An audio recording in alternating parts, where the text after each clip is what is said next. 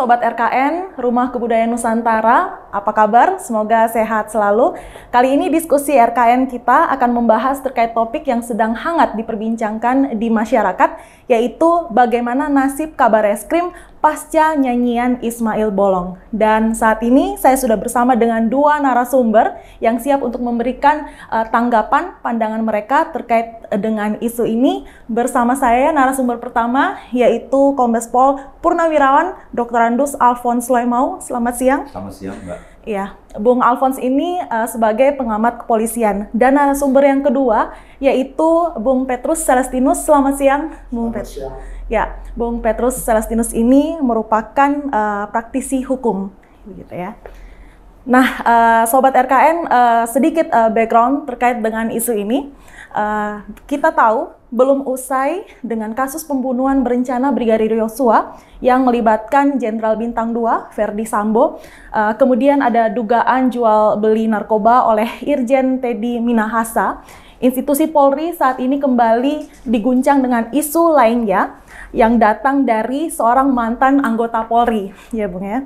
Dan namanya Ismail Bolong yang menyebut ada setoran aliran dana dari tambang ilegal yang mengalir ke sejumlah perwira Polri. Salah satu nama yang ikut diseret yaitu Kabar Eskrim Polri, Komjen Agus Andriarto. Saya ke Bung Petrus terlebih dahulu, mungkin ya Bung. Bung Petrus, ini kan mantan Kadif Propam kemarin, Verdi Sambo membenarkan bahwa telah menandatangani surat penyelidikan terkait dengan tambang ilegal ini yang menyeret nama Kabar Eskrim. Nah, Sambo mengatakan bahwa surat penyelidikan tersebut adalah benar adanya atau asli. Nah, menurut Bung Petrus sebagai praktisi hukum sendiri, apa sih dampak dari pernyataan Verdi Sambo ini kepada masyarakat? Ya, pernyataan Verdi Sambo itu sebetulnya Verdi mengingatkan pimpinan Polri bahwa ketika dia menjadi Kadif Propam atau tepatnya pada Januari 2022, Kadif Propam menerima laporan masyarakat terkait dugaan ada backing ya terhadap penambangan liar batu bara di Kalimantan Timur. Dan backing ini tidak hanya sekedar backing kecil-kecilan, tetapi kalau kita lihat dari pernyataan yang cukup serius, baik disampaikan oleh Verdi Sambo maupun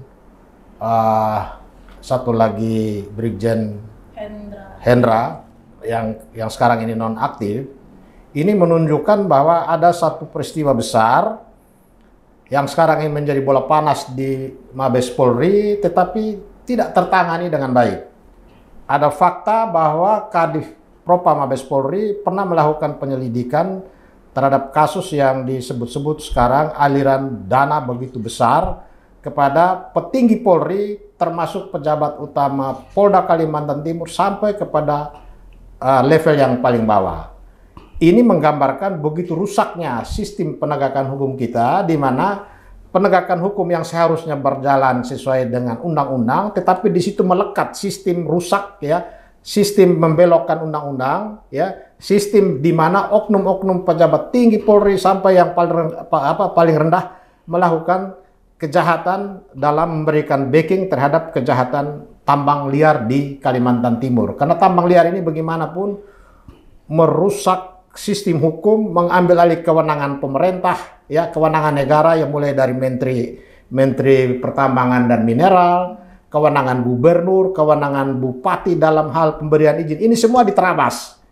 Jadi polisi yang seharusnya menegakkan, tapi di sini polisi justru merusak sistem hukum itu sendiri, dan mereka sendiri sebagai perusaknya karena ikut terlibat dan menerima sejumlah uang sebagaimana yang disebutkan di dalam dokumen ini. Saya kira begitu. Oke. Bung Alphonse sendiri, ini tadi Bung Petrus mengatakan polisi sendiri yang merusak sistem hukum dengan adanya kasus seperti ini. Menurut Bung Alphonse sendiri seperti apa tanggapannya? Jadi pasca Sambo dan timnya itu masuk dalam area hukum karena perencanaan pembunuhan, bertebaranlah berbagai rumor, isu, dan didukung oleh beberapa dokumen, antara lain yang kita bisa lihat di berbagai media sosial, ada surat ataupun sebuah lembaran laporan dari seorang Kadif Propam kepada Kapolri tentang tindak pidana di mana ada terjadi penambangan liar, kemudian berbagai pihak-pihak menerima setoran dan sebagainya. Dan sebelum surat itu beredar, ada juga wawancara dari seorang Ismail Bolong direkam yang mana menyebutkan dia menyetorkan sejumlah uang kepada beberapa orang ABC, termasuk pejabat tinggi di Polri, di Polda Kaltim. Nah, sesudah persoalan berita di media sosial tersebut tersebar video tersebut, nongol lagi video Ismail Bolong nongol dengan menyatakan, oh sebenarnya itu dia minta maaf, itu tidak benar bahwa pernah dia serahkan uang kepada seorang Kabar Eskrim beberapa kali sejumlah 6 miliar kepada pejabat Polda Kalimantan Timur, yang saat ini kita tahu bahwa pejabat Polda Kalimantan Timur telah berganti. Nah, apabila hal-hal tersebut ini tidak diklarifikasi secara baik, ini akan menjadi isu liar yang akan merusak integritas ataupun kredibilitas Polri. Kenapa? Mungkin saja orang akan beranggapan benar karena ini pernyataan seorang Ferdi Sambo dan Hendra Kurniawan, Brigjen, yang sudah dipecat itu. Karena mereka pada saat di ruang persidangan ditanyakan, mereka bilang silakan tanya aja pada pejabat yang berwenang. Dan benar itu berita, saya pernah tanda tangan, itu kata Sambo. Nah, persoalannya, kenapa sekarang baru tersiar berita ini? Apakah ini merupakan sebuah model-model mengancam pejabat-pejabat lain karena banyak pejabat yang ikut terkait dalam persoalan-persoalan backing illegal mining ini? Atau bagaimana? Karena kalau ini isu tidak benar, seharusnya secara fungsional organisasi kepolisian memberikan pernyataan. Ini tidak benar, tidak benar. Karena apa yang disampaikan oleh Sambo, ini agak rancu menurut saya. Apakah ini sudah tahap penyelidikan atau tahap penyidikan, atau masih tahap pengumpulan bahan keterangan, informasi awal untuk masuk pada tahap penyelidikan? Karena kita tahu penyelidikan itu punya kegiatan mulai dari undercover, wawancara, analisa dokumen untuk menemukan ada tindak pidana. Tindak pidana apa yang dimaksud? Tindak pidana penerimaan suap akibat backing illegal mining. Itu tindak pidananya. Belum sampai kepada oknum-oknum atau pihak yang terkait, karena di dalam penyelidikan tersebut belum masuk ke proses polistisia, di mana nama-nama belum ada, tetapi di dalam surat Sambo tersebut menyebutkan nama seorang Kabar Eskrim, nama Kapolda, nama pejabat direktur serse dan sebagainya. Nah, sedang kita tahu bahwa kalau nama orang disebutkan sebagai calon-calon tersangka ataupun tersangka, maka itu sudah masuk pada tahap penyidikan, menemukan adanya pihak yang dapat diduga sebagai pelaku tindak pidana. Nah, surat ini sekaligus melompat di kawasan penyelidikan maupun penyidikan. Dan kalau itu sampai pada penyidikan, kenapa hari ini tidak berlanjut untuk tahap-tahap penegakan hukum? Dan untuk itulah saya katakan tadi, institusi Polri perlu memberikan penjelasan agar masyarakat tahu, oh ini tidak benar, ini rumor, ini isu, ini merupakan fitnah dan sebagainya. Nah, pihak-pihak yang menyebarkan itu, apakah Ismail Bolong, proses. Apakah Sambo, proses misalnya, tambah lagi proses ini misalnya, atau apakah seorang Kabar Eskrim diproses misalnya. Tetapi persoalannya siapa yang proses? Karena kalau nanti suap atau gratifikasi pada pejabat, ini ranah pidana, berarti reserse lagi. Nah, dalam hal ini yang jadi persoalan. Jadi persoalan hukum yang sampai saat ini menggantung dan membuat masyarakat bertanya-tanya, ada apa sebenarnya persoalan yang terjadi di lingkaran organisasi ini? Seberapa buruk sistem penegakan hukum dan pengawasan terhadap jalannya berbagai persoalan di dalam kepolisian, begitu. Iya, ini nyanyian dari Ismail Bolong ini cukup membuat banyak pertanyaan di publik seperti itu ya. Dan Polri memang harus segera melakukan klarifikasi terkait dua pernyataan yang berturut-turut berbeda dari orang yang sama gitu ya, Bung ya. Nah, masalah kevalitan surat ini sendiri nih. Ini kan dibenarkan oleh Ferdi Sambo dan juga Hendra Kurniawan yang saat ini orang-orang yang sedang terjerat kasus hukum obstruction of justice. Nah, ini seperti menurut Bung Petrus, mungkin kevalitan dari surat laporan ini menurut Anda bagaimana? Sekuat apa sih, Bung Petrus? Kalau saya lihat surat ini, keyakinan saya valid, ya, karena surat dari seorang Kadif Propam kepada pimpinan Polri yang kemudian kemarin dibenarkan lagi oleh Ferdi Sambo sendiri bahwa itu laporannya. Nah, yang menjadi pertanyaan kita sekarang, surat ini kan sudah hampir setahun, Ya, kalau kita bicara tentang penyelidikan atau full bucket dimulai dari Januari 2022, kemudian surat ini, ya, surat ini sendiri April tahun 2022, tetapi sampai sekarang pengembangan kasus ini seperti apa belum jelas. Malah kalau kita lihat daya rusak yang ditimbulkan dari cerita laporan ini dibandingkan dengan kasus Sambo sendiri, sebetulnya ini lebih dasar. Jadi sikap pimpinan Polri terhadap kasus Sambo kemarin harusnya sama juga dengan sikap pimpinan Polri terhadap kasus yang diungkap oleh Ismail Bolong yang kemudian ditindaklanjuti oleh Kadif Propam. Tetapi kenyataannya kasus ini landai-landai, bahkan cenderung tertutup. Baru belakangan Ismail Bolong nyanyi dengan video yang tersebar secara luas bahwa ada menyerahkan uang 6 miliar kepada Kabareskrim. Kemudian beberapa saat kemudian dia membantah lagi pernyataannya di dalam video itu sendiri. Ini juga memperlihatkan bahwa ada kekuatan besar yang menekan Ismail Bolong. Nah, padahal posisi Ismail Bolong adalah merupakan saksi kunci karena dia tahu banyak. Bahkan dia disebut-sebut sebagai pelaku untuk mendistribusi uang begitu besar kepada pimpinan tertinggi di Polri sampai pimpinan atau anggota Polri paling rendah di Kalimantan Timur. Nah, seharusnya langkah pertama yang dilakukan oleh pemerintah dalam hal ini Polri, karena disebut-sebut pimpinan Polri terlibat di dalam permainan ini, Ismail Bolong ini seharusnya mendapat perlindungan dari LPSK, baik diminta maupun tidak. Karena di tangan dia, dari mulut dia, hal ini bisa terungkap secara pasti. Tapi ternyata Ismail Bolong setelah dua videonya yang saling bertentangan tersebar secara luas, Kapolri justru memerintahkan Ismail Bolong ditangkap. Kenapa Kapolri tidak perintahkan tangkap Kabareskrim, ya, tangkap yang lain-lain semua yang namanya disebut-sebut di dalam ini untuk dilakukan penyelidikan? Kenapa hanya Ismail Bolong yang diamankan di Mabes Polri dan tidak jelas dalam perkara yang mana?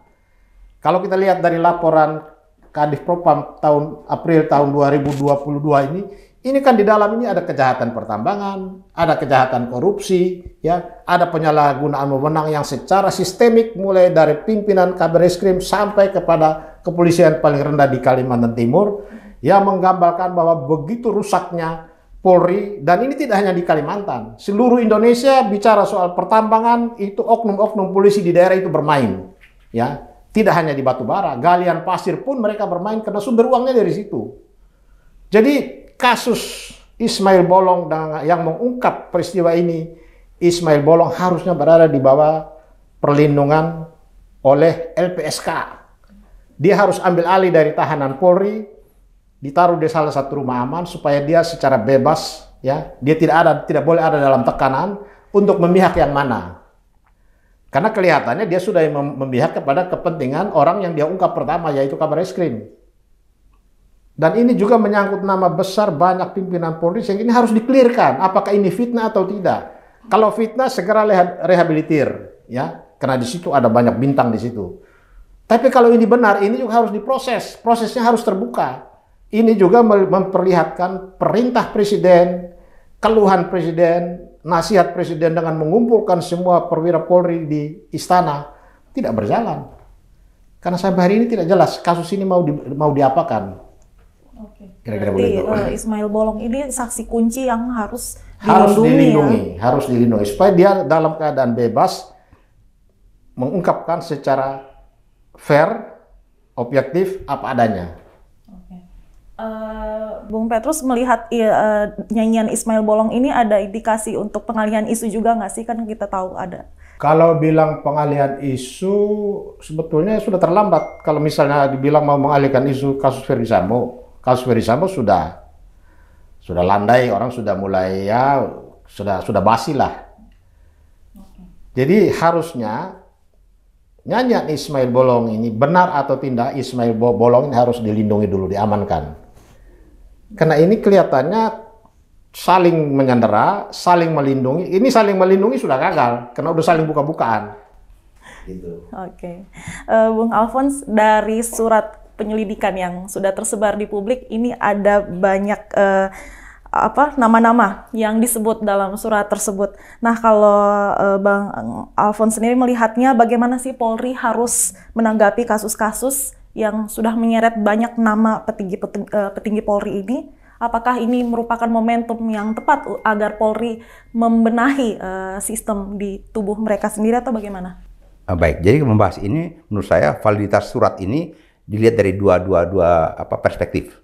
Satu, validitas prosedural atau dokumen itu valid, ditandatangani oleh seorang Sambo dan dia menyatakan betul. Berarti ini dokumen walaupun beredar secara tidak jelas tetapi benar dokumen seperti ini. Validitas kedua yaitu validitas menyangkut substansi isi. Sejauh mana Ismail Bolong punya pernyataan-pernyataan itu adalah merupakan pernyataan yang benar atau Ismail Bolong sengaja disuruh membuat sebuah cerita agar bisa menyeret nama-nama orang sini. Sebab kalau memang ini sebuah hasil penyelidikan, ngapain Ismail Bolong diwawancara dengan di video seperti itu? Dan video pertama menyebut menyetor dan sebagainya. Ismail Bolong tampak jelas dan sangat kentara. Dia membacakan sebuah naskah yang disiapkan oleh para kombes dan tim yang dari Mabes itu. Yang dalam hal tersebut, waktu wawancara, terus seolah-olah Ismail Bolong katakan dia ditekan oleh seorang Hendra Kurniawan. Nah, Hendra katakan dia tidak pernah ketemu. Bisa terjadi handphonenya kombes yang disebutkan oleh Ismail Bolong tersebut dikasih ke Ismail Bolong, omong sama Hendra. Yang Ismail Bolong bilang, kedengarannya Hendra dalam keadaan mabuk nih, ancam dia dan sebagainya. Sekarang rollback aja itu handphone yang ada pada si kombes yang ke Kalimantan. Apa sih isi omongan itu? Apakah memang Hendra itu ngoceh itu atau seperti kata si pengacara Hendra sekarang, Bung Henry, wah Ismail Bolong kalau ngomong begini, klien saya mikir-mikir nih untuk kita tuntut dan sebagainya. Tuntut saja biar terbuka apa benar atau tidak supaya perkaranya terang. Sebab jangan sampai ini cara-cara kerja dari Hendra Kurniawan dan Ferry Sambo merekayasa sebuah skenario peristiwa. Bahaya karena tugas mereka menegakkan tata tertib, disiplin maupun etika profesi. Sejauh mana polisi, baik Kabareskrim, Kapolda dan jajarannya telah bekerja secara profesional atau tidak. Dan jangan sampai ini cara-cara mengancam para pejabat agar mereka bisa mengintervensi berbagai kasus, mencampuri berbagai masalah, apa narkotika, perkara pidana, judi online dan sebagainya. Nah, semua Kapolda terancam karena dia punya cerita rapornya si Hendra dan Sambo bikin semua begini. Jadi kalau tidak ada yang terbukti yang cukup kuat, mungkin rumor ada. Tapi selama bukti secara hukum tidak ada, suruh rekam deh. Bikin sebuah deskripsi, suruh si orang itu bacakan, direkam. Sebab di dalam teknik penyelidikan, buat apa rekaman ini diangkat ke depan? Ini pasti diangkat dan disebarkan oleh pihak-pihak Hendra maupun Sambo sendiri, punya geng lah itu kira-kira. Ini satu gerbong. Karena kalau itu terjadi, ini sebuah operasi cipta kondisi untuk nakuti para pejabat jajaran Polri yang memang mungkin sama-sama kakinya kotor. Supaya saling menyandra, saling punya kepentingan. Makanya kenapa kalau sekarang kita lihat, kenapa seperti ini bertele-tele. Mungkin ini sebuah rangkaian atau sebuah gerbong kejahatan yang supaya jangan terungkap, sudah saling nutup. Nah ini bahaya bagi bangsa ini karena sejauh mana keadaan-keadaan buruk ini, praktek-praktek kotor ini menyelimuti organisasi yang harusnya berintegritas. Masyarakat berharap tegaknya hukum dengan cara-cara yang bersih, tapi ternyata digunakan cara-cara yang tidak bersih dalam substansi perkara ini. Kenapa saya katakan kita masih ingat bahwa sebuah bukti yang berkekuatan hukum memiliki nilai pembuktian secara hukum harus diperoleh dengan cara-cara sesuai aturan. Sebagai contoh yang kita pernah lihat putusan Mahkamah Konstitusi, kasus Papa minta saham.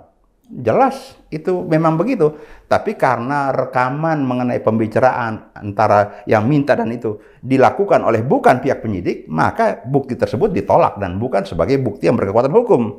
Nah, jangan sampai juga ini jadi begitu.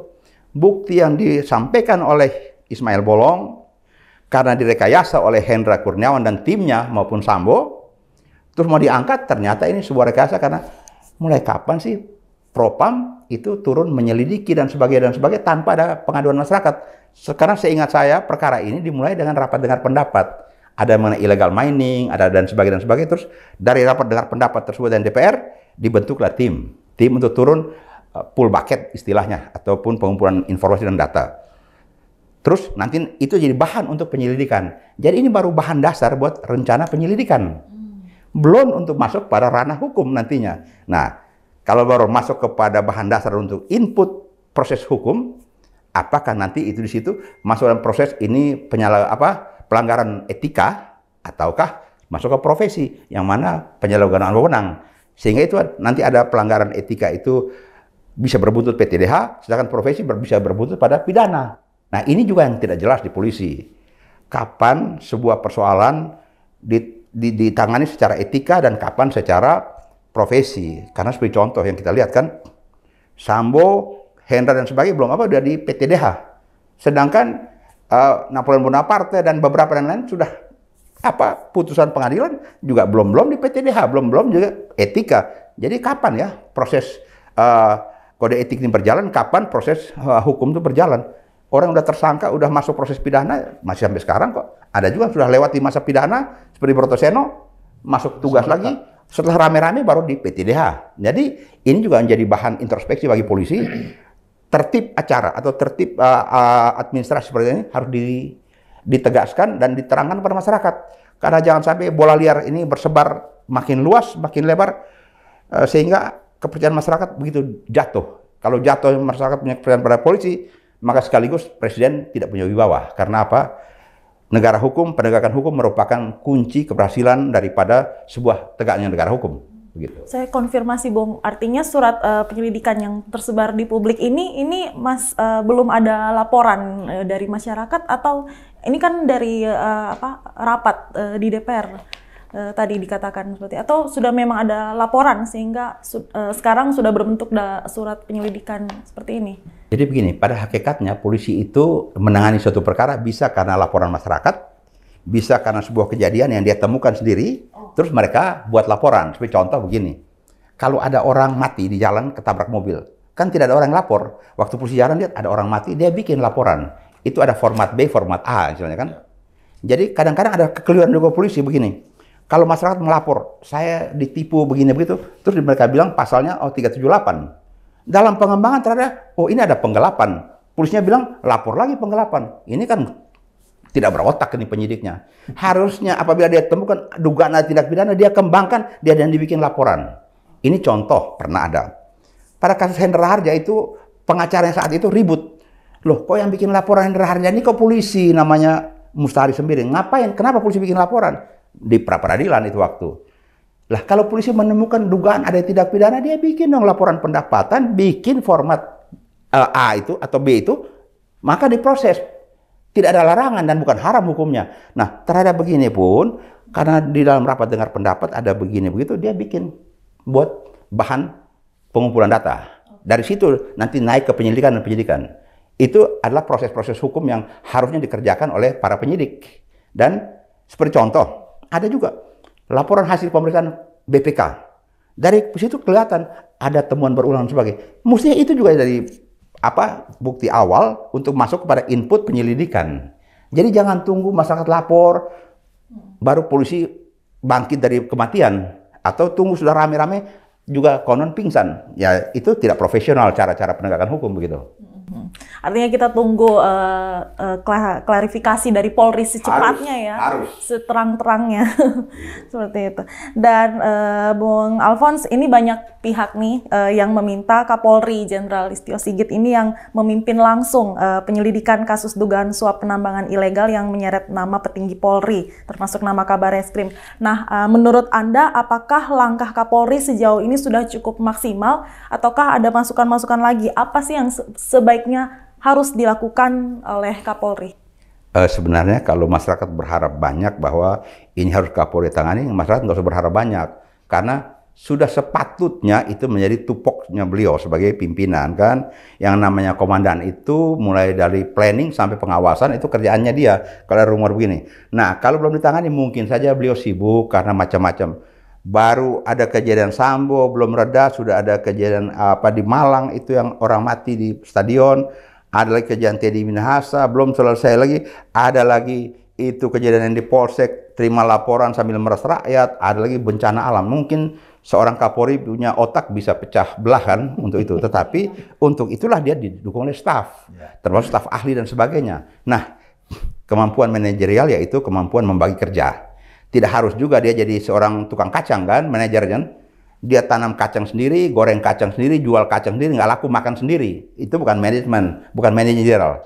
Dia harus bagi kerjaan ini. Memang sesibuk apapun kegiatan atau kejadian negara ini tentang pelanggaran hukum atau indikasi pelanggaran hukum, harus tertangani secara proporsional, profesional, dan masyarakat puas. Karena masyarakat tunggu bagaimana pelayanan polisi untuk memberikan kepastian hukum pada mereka, karena isu-isu ini bersebar. Dibiarkan saja di media sosial bersebar, ada divisi hukum, ada divisi humas, ngomong dong, ada begini. Karena kalau setiap hari kita lihat rumor yang berkembang di media sosial begitu beribuan. Seperti beberapa hari yang lalu kan, ada yang ngomong, itu di rekening Yosua ada sekian triliun dan sebagainya. Antara lain kalau tidak keliru ada seorang ibu-ibu Irma Huta Barat. Tapi tidak ada, tahu-tahu dari dari PPATK bilang, oh ini rumor bohong dan sebagainya. Sedang itu menyangkut uang yang tercantum ceritanya di Yosua punya rekening yang diduga itu rekeningnya dari Ferdy Sambo. Itu cerita bullshit taruhlah. Nah, harus diklarifikasi. Atau seperti yang lalu di rumahnya si Ferdy Sambo atau Aiman punya cerita ditemukan ada bunker isinya triliunan dan sebagainya. Tidak pernah kedengaran kelanjutan. Nah, hal-hal begini apa sih susahnya? Tidak benar. Itu rumor. Ini tegas Kapolri sampaikan atau divisi humas. Jangan biarkan masyarakat meraba-raba. Proses yang menyebar seperti itu. Nah, buat apa ada institusi humas itu yang sebagai PR-nya organisasi? Disitulah fungsinya, menurut saya begitu. Dan sekarang jangan lupa, di polisi banyak sekali profesor. Semakin banyak profesor yang katanya pintar, tapi kok kejadian-kejadian sederhana begini kok kayaknya abai ya, atau kayaknya masyarakat berharap-harap cemas di bawah pohon Kamboja kayak lagu-lagu kan. Kayak apa? Mau kemana negeri ini dibawa? Begitu kira-kira Mbak. Mau dibawa kemana gitu ya. Oke, Bung Petrus, polisi ini kan akan memeriksa Ismail Bolong terkait dengan pernyataan dirinya. Walaupun di video yang kedua ini sudah diklarifikasi kembali. Apakah tetap ada konsekuensi hukum apabila ternyata terbukti bahwa Kabar Reskrim Agus ini tidak pernah menerima setoran dari Ismail? Apakah tetap bisa dibawa ke ranah pidana walaupun sudah ditarik kembali pernyataan yang di video pertama, atau bagaimana ini? Ya, menurut saya sih sebetulnya amankan dulu Ismail Bolong. Jangan Ismail Bolong diproses untuk pernyataannya yang dianggap tidak benar. Karena pernyataan dia itu kan muncul kemudian, sedangkan ini kan dari Januari 2022. Ini yang harus dijelaskan, karena masalah pokok itu soal tambang liar, ada backing, ada suap penyuap. Itu masalah pokok. Jadi ini dulu yang harus di-clearkan. Ismail Bolong merupakan salah satu saksi kunci untuk menerangkan benar tidaknya semua yang tercantum di dalam laporan Kadif Propam. Kalau kita melihat dari pengungkapan melalui laporan Kadif Propam ini kan sebetulnya di dalam institusi Polri ini sudah tidak ada yang ditakuti lagi. Propam tidak ditakuti, Irwasum tidak ditakuti, Kompolnas tidak ditakuti. Semua berjalan bebas merdeka. Bahkan sampai dengan presiden sudah turun tangan pun tidak jalan. Ya, buktinya sudah sebulan 2 bulan ini berkembang seperti biasa, seperti kasus-kasus biasa. Ini yang memperlihatkan bahwa kondisi di dalam itu yang berkembang sekarang ini udah saling membuka borok masing-masing. Jenderal ini membuka borok tentang jenderal itu. Jenderal itu juga membuka borok tentang teman-temannya. Nah, ini yang perlu ada satu tim. Jadi kalau kemarin Ferdy Sambo itu ada dikenal tim sus, ini juga Kapolri harus bentuk satu tim sus. Dan kemudian mereka yang nama-namanya disebutkan di dalam dokumen ini nonaktifkan, termasuk Kabar Reskrim harus dinonaktifkan. Supaya tim yang mau memeriksa ini tidak ada beban karena hierarki. Ya, dia bintang 3 diperiksa oleh Kombes, kan tidak mungkin ini berjalan secara fair. Jadi langkah tepat mengungkap ini harus sama persis dengan langkah tepat Kapolri ketika menindak Ferdy Sambo dan kawan-kawan. Karena kasus ini daya rusaknya jauh lebih hebat ketimbang kasus Ferdy Sambo dituduh membunuh Joshua. itu kan kasus pembunuhan yang ya setiap saat bisa terjadi terhadap siapapun. Kalau ini kan merusak sistem hukum, ya, merusak institusi yang begitu sangat penting dalam negara ini yang harus dijaga kehormatan, kewibawaan, kemuliaannya karena dia mengemban misi yang sangat strategis dalam kehidupan sebuah bangsa dan negara. Kalau Bung Alfons sendiri, tim khusus untuk menangani kasus yang berdampak cukup besar ya, kalau memang itu terjadi seperti apa? Ya, seperti tadi kata Bung Petrus ya, pada saat Sambo itu terjadi ewo pekewo atau tarik menarik begitu lama dan sebagainya, sehingga pada saat tim khusus itu terbentuk barulah mulai terungkap secara perlahan tapi pasti apa sebenarnya kejadian, bagaimana jalannya kejadian, dan siapa-siapa saja pihak yang masuk kategori ini saksi, ini pelaku, ini yang turut membantu melakukan, ataupun ini yang juga penyertaannya di situ kelihatan. Nah, dengan soal yang seperti ini dalam hal suap menyuap ataupun backing daripada illegal mining, ini karena menyangkut, taruhlah kalau suap menyuap itu kan menyangkut ke penyidikan umum ya. Nah, sedangkan kalau suap menyuap ini menyangkut seorang kabar eskrim, siapa yang mau periksa dia? Nah, ini harus tim khusus kalau gitu, yang memang orang-orang yang punya nama ini harus diistirahatkan sementara supaya bisa diproses hukumnya tuh. Sebab kalau tidak mungkin yang meriksa pun jadi sungkan karena ini ada ya bukan hanya ewo-pekewo, ada pengaruh-pengaruh daripada mereka-mereka punya kekuasaan dan kewenangan kan begitu. Jadi harus jangan tunggu. Oke. Baik, kalau menurut Bung Petrus sendiri, apakah kasus-kasus yang sedang terjadi saat ini menyeret nama petinggi Polri ini merupakan momentum yang tepat agar Polri melakukan semacam reformasi? Iya, momentum, karena ini kan sudah sejak dari awal begitu kasus Sambo terungkap secara lugas, publik bahkan hampir semua pihak berharap ini menjadi momentum untuk Polri berbenah. Presiden mengumpulkan semua bintang 3 sampai bintang 4, bintang 3, 2 sampai dengan kombes-kombes seluruh Indonesia di istana itu sebetulnya harus dijadikan langkah awal. Artinya Presiden memberikan dukungan penuh bahwa segera direformasi, tindak semua yang menyimpang. Tetapi setelah itu kan juga kita lihat apakah mereka memaknai pesan Presiden ini hanya sekedar himbauan. Ya, karena Presiden juga pada waktu di istana itu tidak tegas bahwa ini perintah. Presiden hanya meminta supaya ya semua kerja bertanggung jawab, kurangi gaya hidup yang mewah. Jadi dianggapnya itu sebagai sebuah permohonan ya. Padahal itu kan Presiden punya kewenangan penuh. Bahkan hari itu dia bisa copot Kapolri, dia bisa copot Kabar Eskrim, bisa copot bintang-bintang yang lain. Jadi ini bisa saya salah persepsi dari sekian banyak perwira yang hadir di sana bahwa ini kan hanya sekedar himbauan. Nah, itu yang salah. Sehingga kita lihat setelah tanggal itu kan ya tidak ada hal yang luar biasa yang dilakukan oleh Polri. Bahkan muncul kasus-kasus lain tiap hari kita dengar ada saja di mana-mana. Penindakannya tidak jelas. Harusnya respons terhadap kasus yang disebut-sebut Kabar Eskrim terima uang 6 miliar itu segera bentuk tim khusus, nonaktifkan. Parkir dulu mereka ini semua. Satu tim bekerja, kalau misalnya dalam 1-2 bulan ternyata tidak terbukti, ya kembalikan mereka ke posisi semula. Pulihkan nama baik mereka. Itu yang ditunggu kita semua. Oke.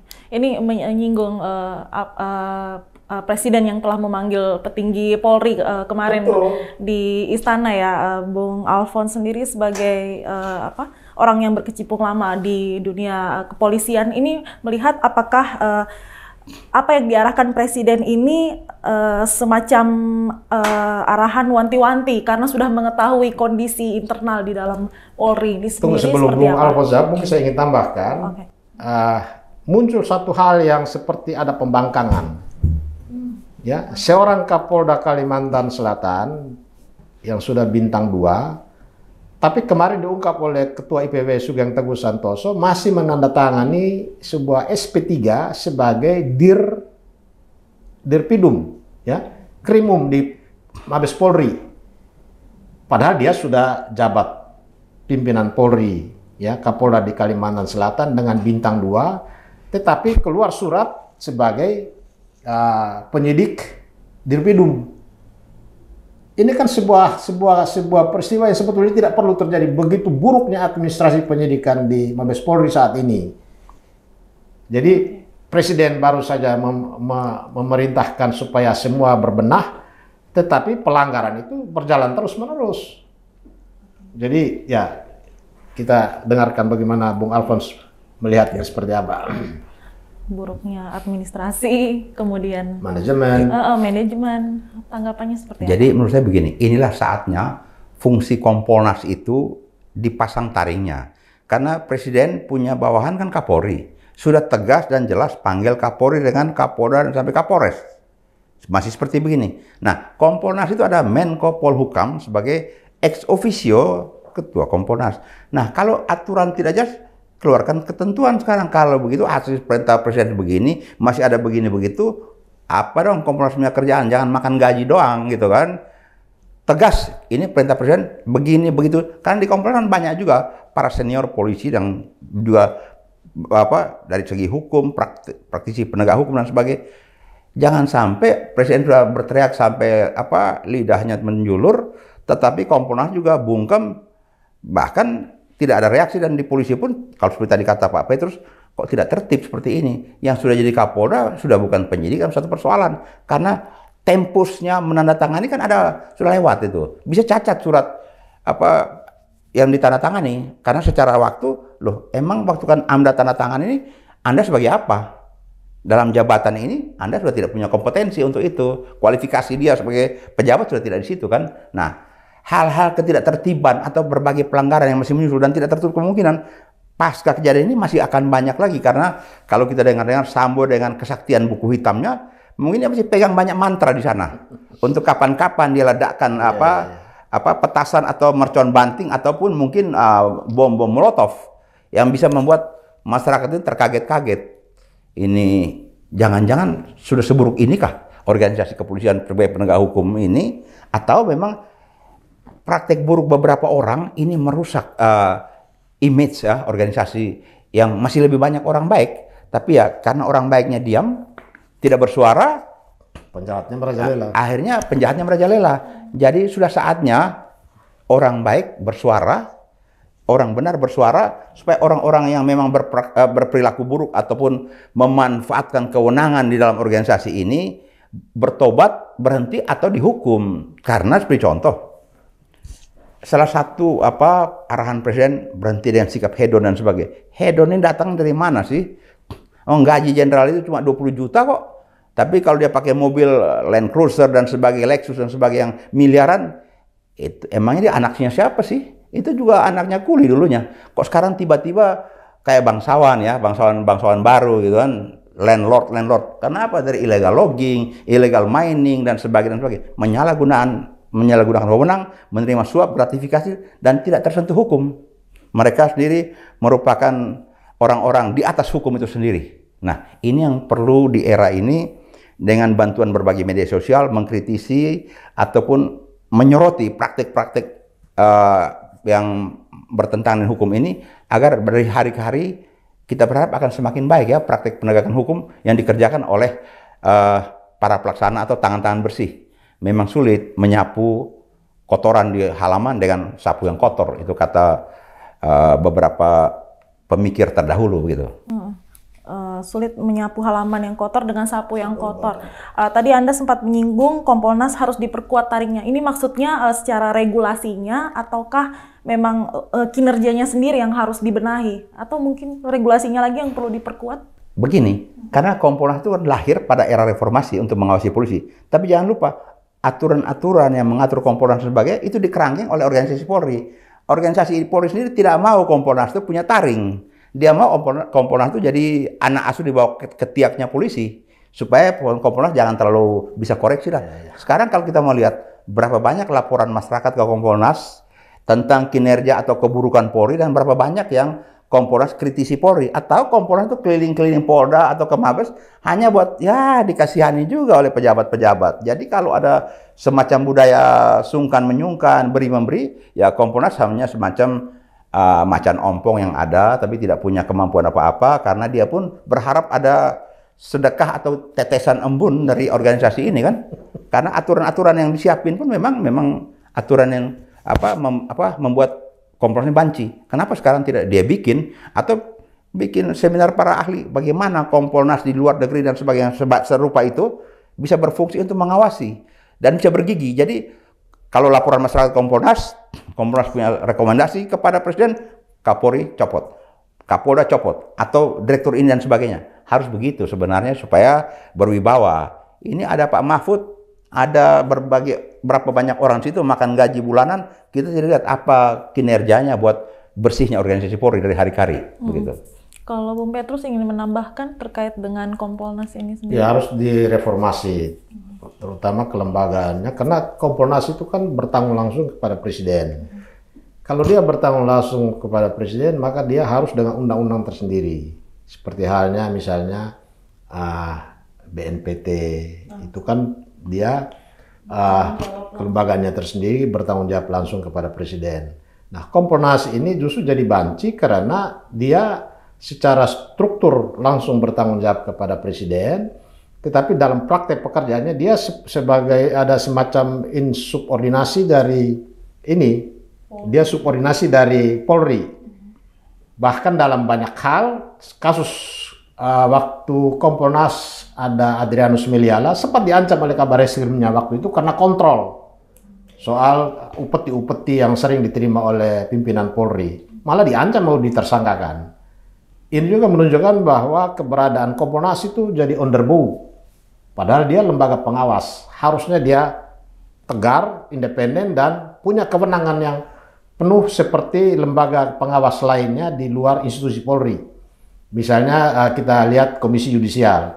Walaupun juga ya hampir sama, tetapi dia independen. Dia punya undang-undang tersendiri.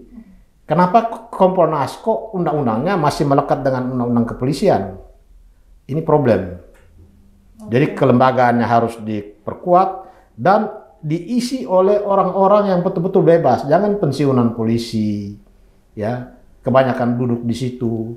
Itu nggak mungkin bisa jalan. Yang seperti Bung Alfons katakan tadi, mengharapkan embun-embun dari institusi yang dia awasi. Harus benar-benar independen ya, harus untuk independen mengawasi institusi Polri ya.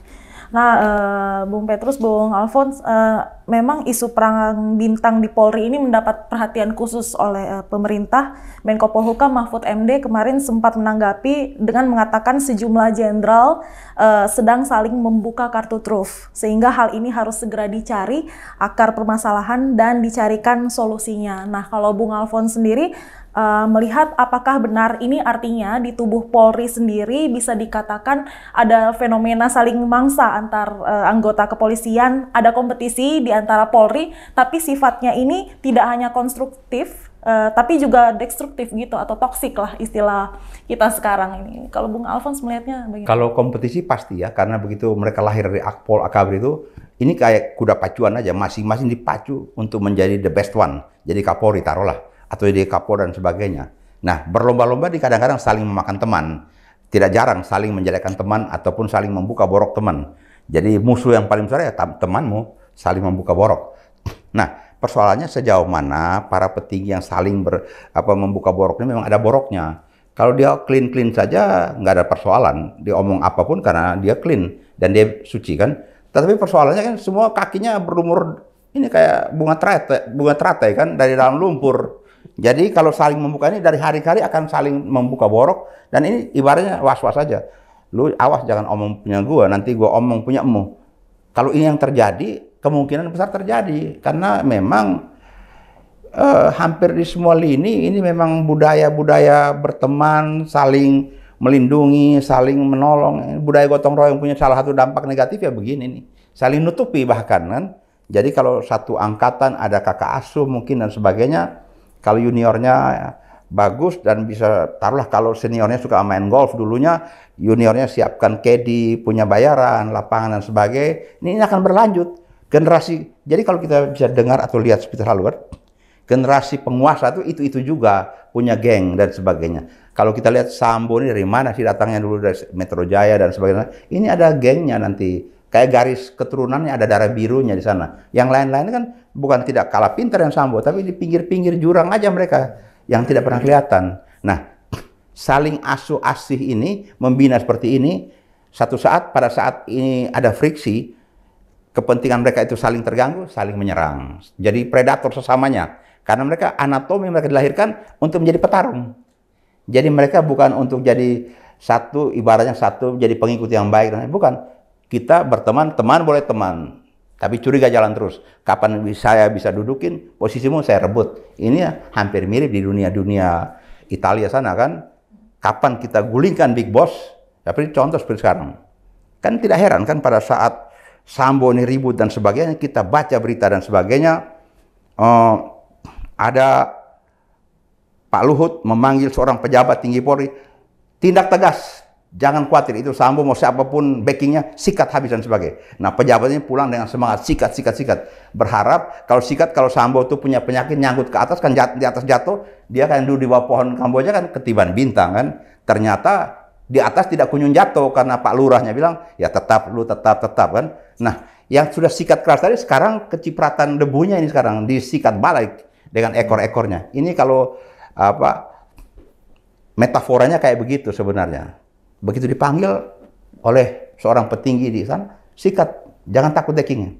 Beliau semangat pulang, pok, tersangka. Kalau tersangka, pastikan yang tersangka ini bunyi bilang sama dia punya Godfather, gimana gua tersangka, lindungi gua. Kalau Godfather nggak lindungi, Godfather jatuh kan? Ternyata tidak jatuh Godfathernya. Kan ini persoalan sekarang nih, berkembang bisul-bisul petasan bantingnya kayak begini sebenarnya anatominya. Gitu. Oke, berarti itu sudah membudaya ya di internal Polri sebenarnya ya fenomena. Ini hubungan sebab akibat yang susah untuk kita bilang ya tidak ada putih dan hitam, di situ abu-abu semua.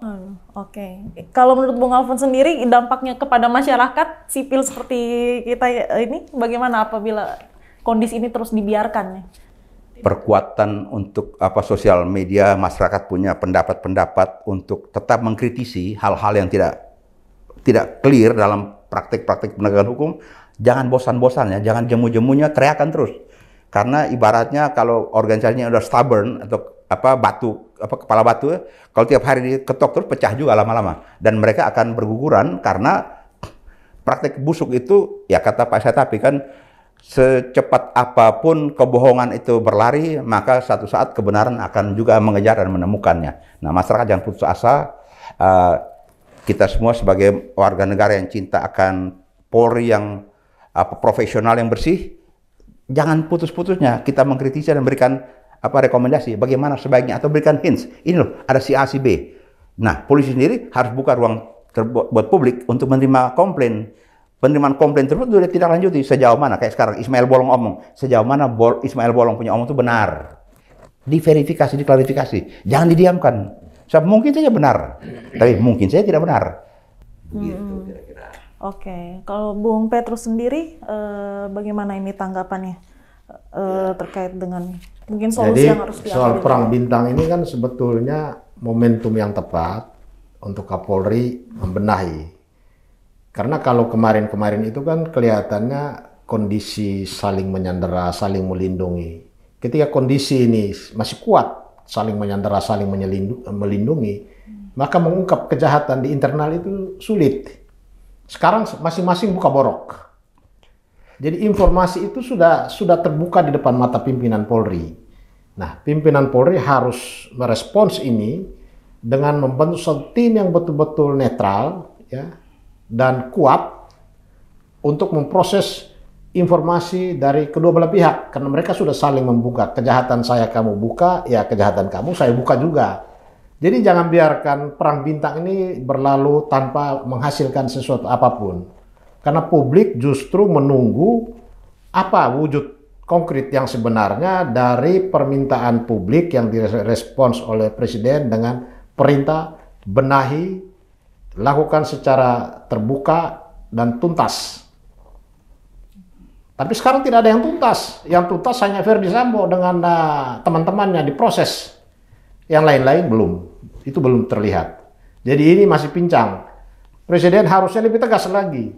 Kalau perlu kasih batas waktu. Ultimatum dalam tempo sekian kasus nyanyian Ismail Bolong ini harus tuntas untuk semua pihak yang terlibat.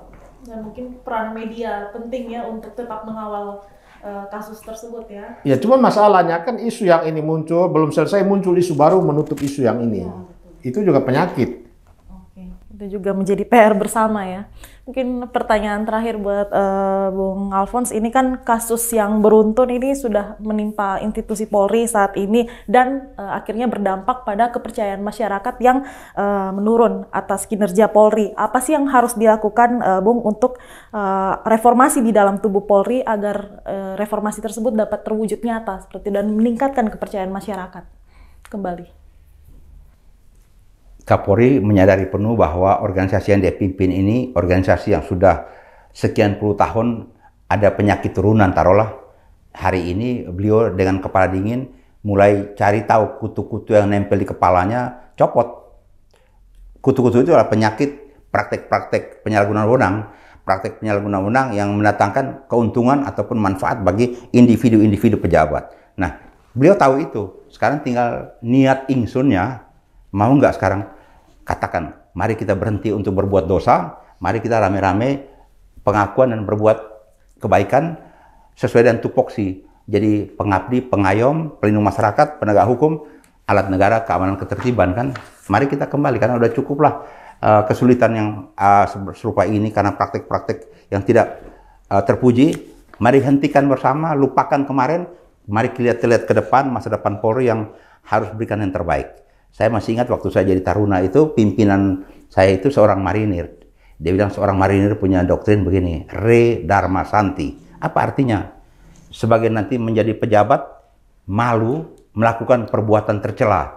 Kalau itu Kapolri mau omong itu pada semua petinggi, mari kita rame-rame malu melakukan perbuatan tercela, dan agar keluarga kita bangga nantinya karena kita memberikan makan minum pada mereka atau rezeki yang halal. Mungkin itu akan menjadi sebuah titik balik karena kesadaran dari dalam diri ya untuk mau memperbaiki agar memberikan yang terbaik kepada bangsa ini. Oke. Begitu. Menarik sekali diskusi kita pada siang hari ini ya, Bung Petrus, Bung Alphonse. Mungkin ada lagi yang mau ditambahkan sebelum saya menutup? Ada lagi? Sudah cukup? Ada lagi? Oke. Terima kasih atas waktu kesempatan untuk hadir di RKN. Saya izin menutup diskusi kita pada siang hari ini. Dan memang Sobat RKN, isu perang bintang di tubuh Polri saat ini menunjukkan bahwa institusi Polri ini sedang tidak baik-baik saja ya. Dan dibutuhkan kepemimpinan yang kuat dari Kapolri. Kepemimpinan dari Kapolri ini sedang diuji untuk dapat mewujudkan reformasi di tubuh Polri agar dapat meningkatkan kembali kepercayaan masyarakat. Demikian diskusi kita pada siang hari ini dari Rumah Kebudayaan Nusantara. Saya Tika Beremau, pamit undur diri. Sampai jumpa. Selamat siang. Selamat siang. Terima kasih. Terima kasih.